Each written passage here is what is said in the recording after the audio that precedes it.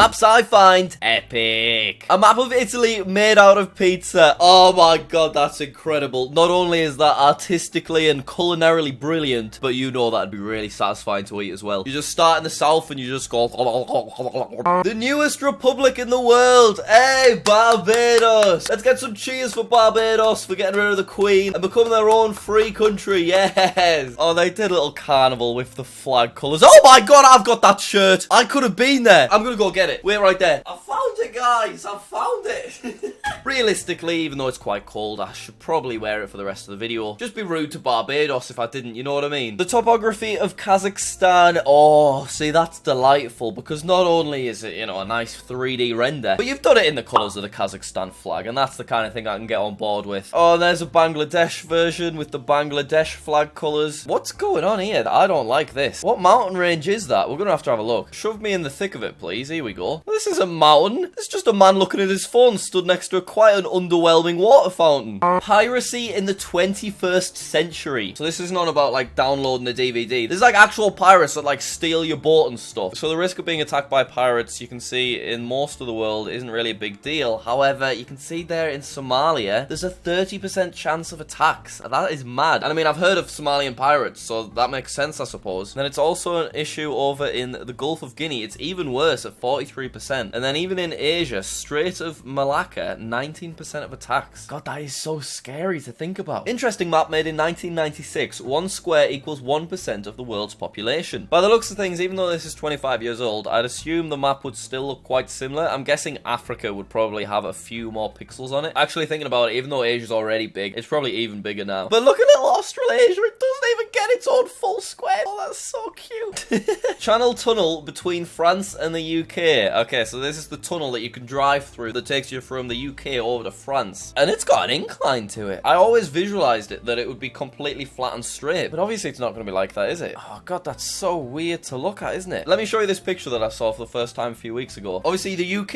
and France were both digging this tunnel, and eventually they met in the middle, and look, this is the moment they met with their little flag, and the French fella's poking his head through the little hole. Isn't that just the coolest thing ever? Look, there's a slightly further out picture. It's so mad, isn't it? I'm assuming it wasn't just these two with a couple of pickaxes. I'm guessing there was probably some big drills involved, but I reckon they probably got out of the drills and waved their flags about for a bit before continuing. Whoa, that's a bit more mental. That looks huge. A map centered on Antarctica. It's always really interesting to see these maps. It just shows you how incredibly vast our oceans are, doesn't it? Where even is the United Kingdom? I can't find it. Oh, there we are. We're down there in the corner. Yeah, I mean, when they say that 70% of the planet is water, that doesn't really sound right until you see a map like this. 100 largest islands of the world. This is an epic map. We should have started with this. Not all of the island names are written in English, so I might not recognize some of them. We can compare Great Britain to Greenland, though, there. They kind of all look like dinosaurs from this distance, don't they? Is that just me? Comparative size of Australia and the Mediterranean. Ah, so they have taken the Mediterranean Ocean and whacked it on top of Australia. And I reckon if this happened, I reckon Australia would be alright. There's only about 4 people that lived in this bit anyway. To be fair, everyone could move next to the inside coast. The beaches would be like ridiculously hot. I think it'd do wonders for tourism. I say we do it. Whoa. Gun country. A map of the USA consisting of 150 toy guns.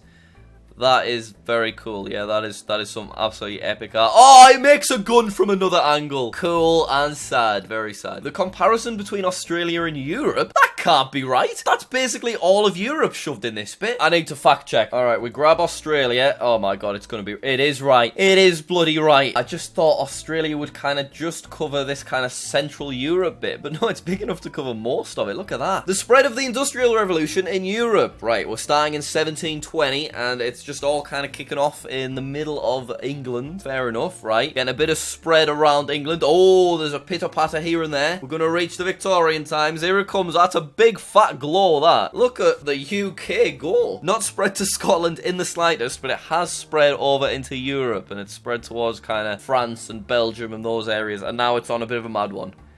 Yeah, there's even some activity in Italy there. Yeah, oh my, okay, alright, bloody hell. Jesus. 1900, that was the Industrial Revolution. Oh, it's even spread to Iceland. That's pretty mad to look at. The probability of a white Christmas in the United States. So in the north, it's actually reasonably likely that it's going to happen. Can I see one of these for the UK, please? Thank you very much. Okay, well, it's not looking great. I'm like near here, 14%. Ah, well. Towns with exclamation marks in their name. The only town in the world with 2 exclamation marks in its name is Saint Louis du Haha.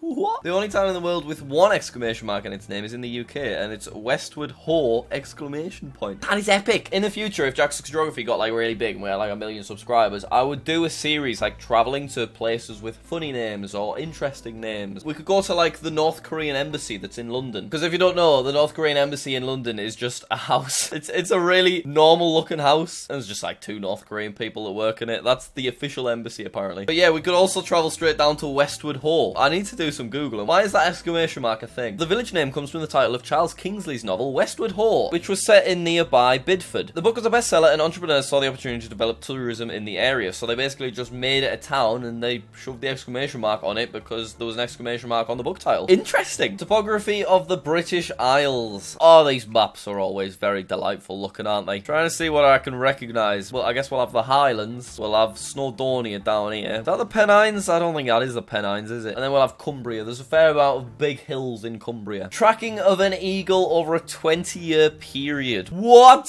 Oh my god. So they travelled all the way from Sudan up to Kazakhstan. Just doing like the same route, I assume, once a year or as the seasons change or something like that. That is so much land covered. That is incredible. I love the way they avoid all of the oceans as well. I mean, it's obvious, isn't it? But you just don't think that a bird's map would look like that. You wouldn't think that they'd follow land. But obviously they do, because they're going to get tired. They're going to want to have a little sit down now and then, or maybe they see a little mouse that they want to like bite the head off.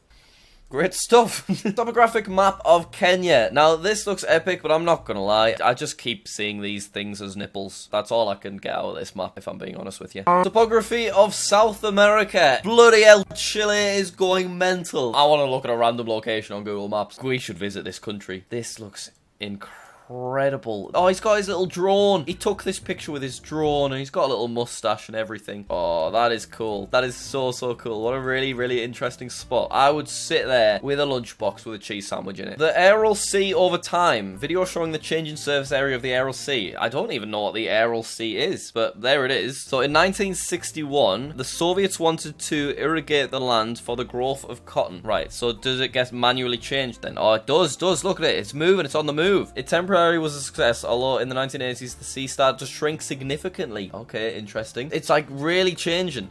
We're hitting 1990.